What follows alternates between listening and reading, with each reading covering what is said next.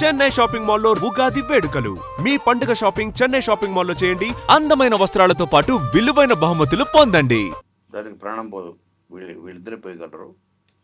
తర్వాత బిజినెస్ పరంగా కూడా, మార్కెటింగ్ పరంగా కూడా ఇది చాలా ఈజీలీ అచీవబుల్. నేను ఆల్రెడీ 70% అచీవ్ చేసా. కరెక్ట్ 70%. అంటే నాకు ఎక్కడ అది అందంగా అనిపించింది అంటే, ఒక కొత్త దర్శకుడికి ఉండే తలనొప్పులన్నీ తీసేశారు అంతే. ఇంకా అంతకంటే లాంచింగ్ ఎవరికి దొరుకుద్ది? అంతే. కరెక్ట్. బట్ అట్లా మీరు చాలా మంది డైరెక్టర్లు చేశారు కదా. కరెక్ట్. అదే నేను నా దగ్గర శివ నిర్వాణ వచ్చినప్పుడు కూడా సార్ ఆ కథ చెప్పి, సార్ దీనికి ₹1 కోటి ఉంటే ఒక కొత్త యాక్టర్ పెట్టుకుని 1 crore సార్, అంతే సార్ బడ్జెట్, మనం చేసేయచ్చు అన్నాడు. నా కథ బాగా నచ్చింది. దీనికి ఎవరో హీరోయిన్ ఏంటో వదిలేసి, కొత్తోళ్ళ చిన్నోళ్ళ పెద్దోళ్ళ వదిలి ఫస్ట్ దీని మీద కలిసి పనిచేద్దాం అని పనిచేసి ఒకరోజు నాని దీని హీరో అని చెప్పాను. అతను షాక్. నానే సార్ చేస్తాడా సార్? నీకెందుకు కోనా ఉన్నాడుగా. నేను తనకి కథ చెప్పి తీసుకెళ్ళి కూర్చోబెట్టి, తను కూడా బాగా జడ్జ్ చేయగలరు. నాని జడ్జిమెంట్ చాలా బాగుంటుంది. డైరెక్టర్ ఓకే, డైరెక్టర్ క్యాపబుల్, సరే కోనగారం వెనకాల కథ చాలా బాగుంది అని తను కూడా బ్లైండ్గా. అలాగా నాకు సతీష్ కూడా తను, నేను కొత్త అంటే కొత్త అనేవాడు. దీని ₹1 కోటి చేయాలంటే సరే ₹1 కోటి ఓకే సార్. ఇప్పుడు అంటే స్ట్రగుల్ పడి 10 సంవత్సరాలు సినిమా ఉంటుందా లేదా, మనం వెళ్ళిపోయి ఊరికి వెళ్ళిపోయి వేరే ఏదైనా చేసుకోవాలా ఉద్యోగం. తను ఆల్రెడీ కంటెంట్ రైటర్ జీ టీవీలో. మళ్ళీ బ్యాక్ జాబ్ వెళ్ళిపోదామా, నెలకి 25,000 30,000 ఎంతో వస్తుంది శాలరీ కదా అనే సిచ్యువేషన్ వచ్చేసాడు ఆల్రెడీ. ఆ ప్రెజర్లో ఒక ఛాన్స్ కొత్త వాళ్ళు అయినా పర్లేదు అట్లాంటి దానికి కూడా రెడీ. అప్పుడు నా దగ్గరికి వచ్చాడు. కొత్త వాళ్ళు ఎందుకు, మనం ఇలా పెట్టి చేద్దాం, బ్రహ్మాండంగా చేద్దాం. టాప్ మ్యూజిక్ డైరెక్టరు విజయ్ గారు, టాప్ లిరిసిస్టులు ఇద్దరు, ఒకడు ఆస్కారు, ఒకడు నేషనల్ అవార్డు, ఇద్దరు.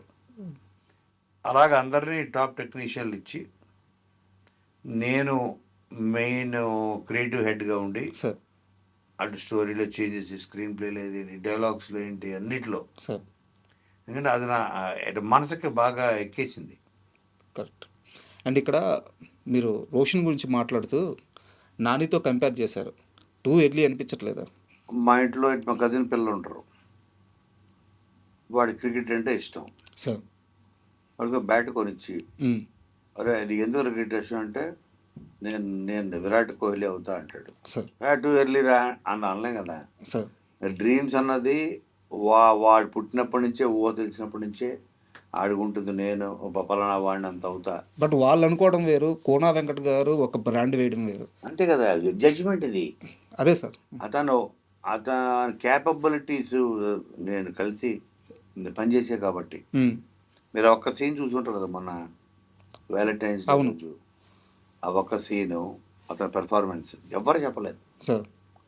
అతను ఫీల్ అయ్యి ఆ పాజులు, గ్యాప్లు తీసుకుని మాట్లాడడం, తాళి పట్టుకొని ఎప్పుడు నుంచోవాలి, ఎప్పుడు కూర్చోవాలి, ఎక్కడ ఎంత పాజ్ ఇవ్వాలి, ఎవ్వరు చెప్పలేదు.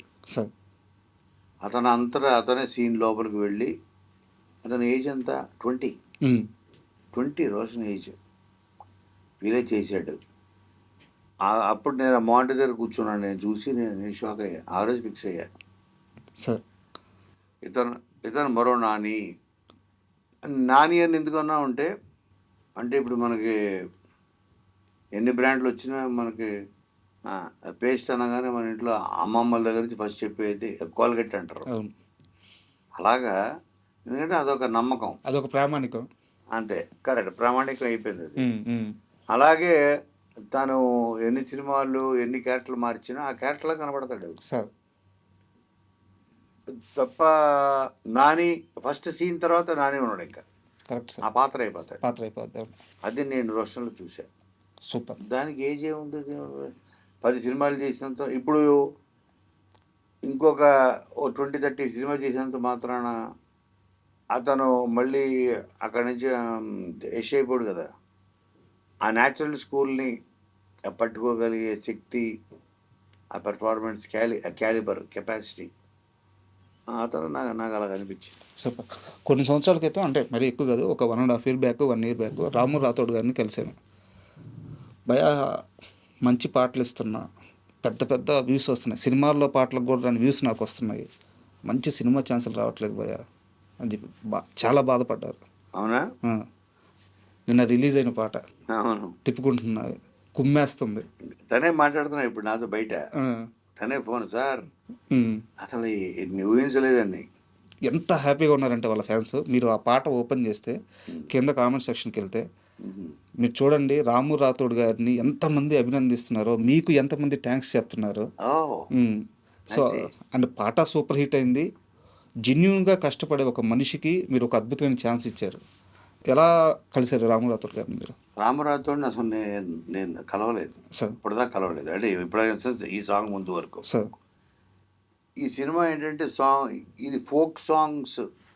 సో బ్యాండ్ మేళం అన్న టైటిల్ ఎందుకు పెట్టామంటే, సార్ హీరో ఒకటి నమ్ముతాడు, ఈ ప్రపంచంలో అంటే చదువుకున్నోడు, చదువులో టాపరు వాడియే సక్సెస్ అవుతాడు అని అందరూ, మామూలు మన ఇళ్ళల్లో కూడా కరెక్ట్ అందరూ అంటుంటారు. అది ఫీల్ అవుతారు. వాడి చదువులో సున్నా, సార్. కాకపోతే వాడికి మ్యూజిక్లో నాలెడ్జ్ ఉంది. సార్. అందరూ చదువులోనే సక్సెస్ సాధించాలని ఏముంది, కరెక్ట్. మనకి టాలెంట్తో కూడా వాళ్ళకన్నా నేను ఎక్కువ సక్సెస్ సాధించగలను కదా. సార్. ఇప్పుడు సచిన్ టెండూల్కర్ ఎంతవరకు చదువుకున్నాడు, సార్. మెగాస్టార్ ఎంతవరకు చదువుకున్నాడు, పవన్ కళ్యాణ్ ఎంతవరకు చదువుకున్నాడు. సార్. సో అందరికీ చదువు రావాల్సిన అవసరం లేదు, వాళ్ళకి దేవుడు వేరే టాలెంట్ ఇచ్చి ఉంటాడు ఏదో. కరెక్ట్. చాలామంది మ్యూజిషియన్స్, తర్వాత క్రికెట్ ప్లేయర్స్, చాలామంది యాక్టర్స్. సో టాలెంట్తో కూడా మనిషి పైకి రావచ్చు. సార్. వీడికి ఏంటంటే ఛాలెంజ్, వీడు అసలు అమ్మాయి ఏమో స్టేట్ టాపర్. ఓకే. టాపర్ ఇక అసలు మా ఊరు పరువు నిలబడుతుంది, మా స్కూల్ పరువు నిలబడుతుంది అని అందరూ శ్రీదేవిని పొగుడుతూ ఉంటారు. రాజీ క్యారెక్టర్ రాజమ్మ వీడియోస్ ఉన్నా. కాబట్టి నీకు వాడు తగడు, వేస్ట్ ఫెయిల్ అంటే వీడే నమ్ముతాడు. సరే నేను చదువులో ఫెయిల్ అయి ఉండొచ్చు, చదువులో ఫెయిల్ అయితే జీవితంలో ఫెయిల్ అయినట్టేనా? కాదు కదా. నా టాలెంట్తో కూడా అంటే చదువు రానోడు వాడు ప్రేమకు పనికిరాడా? సో వాడికి వేరే టాలెంట్ ఉండొచ్చు కదా అని వాడు నమ్ముతుంటాడు. అందుకని వాడు ఈ తెలంగాణ ఫోక్ సాంగ్స్, కానీ ఇది తెలంగాణ మారుమూల ఉన్న ఒక ఊళ్ళో జరిగే కథ ఇది.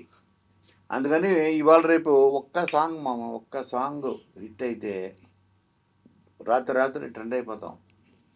మన దగ్గర 10 మంది వస్తారు, కాంట్రాక్ట్ సైన్ చేస్తారు. మన ప్రపంచం మన నెక్స్ట్ పాట కోసం ఎదురు చూస్తుంటుంది. ఐఏఎస్ చదువుకున్నాడు కన్నా ఎక్కువ సంపాదించగలం మనం. సార్. ఇది నమ్మే ఒక కుర్రోడు ఒకటి బ్యాండ్ పెడతాడు. మీరు ఇది చెప్తుంటే చాలామంది కుర్రాళ్ళకి ఇది రిలేటబుల్ థింగ్ సార్. ఎగ్జాక్ట్లీ. ఎందుకంటే సక్సెస్ త్వరగా రాదు, ప్రేమ త్వరగా పుట్టేస్తుంది. కరెక్ట్. చదువు కూడా అందరికీ రాదు. బట్ వాడికి ఏదో ఒక రంగంలో టాలెంట్ ఉంటుంది. ఈ ప్రేమను నిలబెట్టుకోవడానికి కష్టపడుతూ ఉంటాడు. కరెక్ట్. చాలా మందికి ఈ పాయింట్ తమను చూసుకోవచ్చు సినిమాలో. ఎగ్జాక్ట్లీ అదే పాయింట్ ఇది సార్. అందుకనే వీడు ఒక బ్యాండ్ పెడతాడు. ఊళ్ళో అందరూ బ్యాండ్ మేడం అని పిలవంటారు, బ్యాండ్ మేడం. వీళ్ళకి ఏంటి మరి పెట్టారు. ఇప్పుడు ఏంటంటే ఊళ్ళో పెళ్ళిళ్ళు అయ్యింది, లేకపోతే పెద్ద మంచి ఫంక్షన్లు అని పిలవంటారు, క్రికెట్ బ్యాండ్ అని, బ్యాండ్ మేడం అని పిలవండి. బ్యాండ్ మేడం వీడేమంటారు, కొట్టిన పాటలు కొట్టేవాడిని బ్యాండ్ మేడం అంటారు, కొత్త పాటలు కొట్టేవాడిని బ్యాండ్ అంటారు. మాది బ్యాండ్ మేడం కాదు. ఊళ్ళో అందరూ బ్యాండ్ మేడం అని అంటే వీడికి ఇది అనమాట.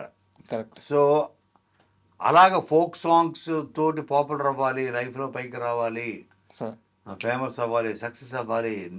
మా మామే వచ్చి అరే తప్పైపోయిందిరా గిరి, నువ్వు ఈ ఊరు పరువు ఏంటి, అసలు ఈ రాష్ట్రం పరువే నిలబెట్టావు, నేను నీ మామ అని చెప్పుకునే అంత గర్వపడుతున్నారా అని వాళ్ళ మామ చెప్పాలని. ఆ మామే సాయి కుమార్. అన్నది వాడి కోరిక. సో ఫోక్స్ సింగర్ అవ్వాలి, వాడే ట్యూన్ కంపోజ్ చేసి వాడే రాసి పాడి అలాగ ఉన్నది. ఇప్పుడు తెలంగాణలో ఎవరు టాపు? రామ్ రాథోడ్. అందుకే నేను అతను అప్రోచ్ అయ్యా.